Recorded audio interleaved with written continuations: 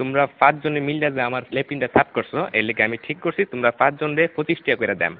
তোমরা 5 জন ভাগ করে নিবাগা 5 টাকা করে। এটা আমি অঙ্ক কইরা বাইর করছি, বুঝছো?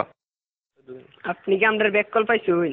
আমরা 5 জনে কাম করছি, যদি আপনি 25 টাকা হয় তাহলে আপনারা 5 টাকা করে না, আমরা 14 টাকা করে দেন লাগবো। আপনি এটা কিতা কই? না না, ভুল কইতাছো তোমরা, বুঝছি তোমরা অঙ্ক কইরা বুঝাইতে হবে। আয়ো ব্ল্যাকবোর্ড তোমরা দেখাইতাছি। দেখো আমি কি লিখি, এই হইল 25। 25 5 দিয়ে ভাগ করলে 5 টাকা থাকে। 25 2 এর মধ্যে যা না, কিন্তু 25 এর মধ্যে যা। 25 5 দিয়ে ভাগ করলে থাকে 5। এসব উল্টা পাল্টা ওইসব আপনি কইতে দিচ্ছেন, আমারটা দেন আপনি। চাই না আমরা 5।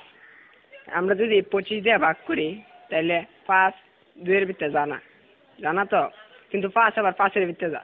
5 1 5 তাই 0 কাটতে লামাইলাম 2। দেখুন আমরা জানি 4 5 20, তাই 4 এর 5 20, তাই ভাগফল 14, তাই আমরা 14 টাকা করে দেব।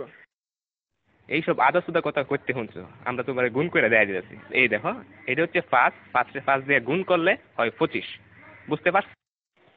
এটা আজাইরা ফাজাইরা আপনি কি সব করতেছেন?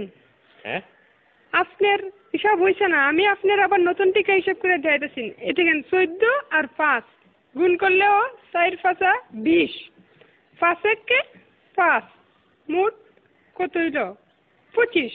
দেখছেন আমার হিসাব? অহন বুঝতে পারছি তোমরা সত্যি আসুদা। আমরা অঙ্কটা দেখো, 14 14 14 14 5 বার দিছি।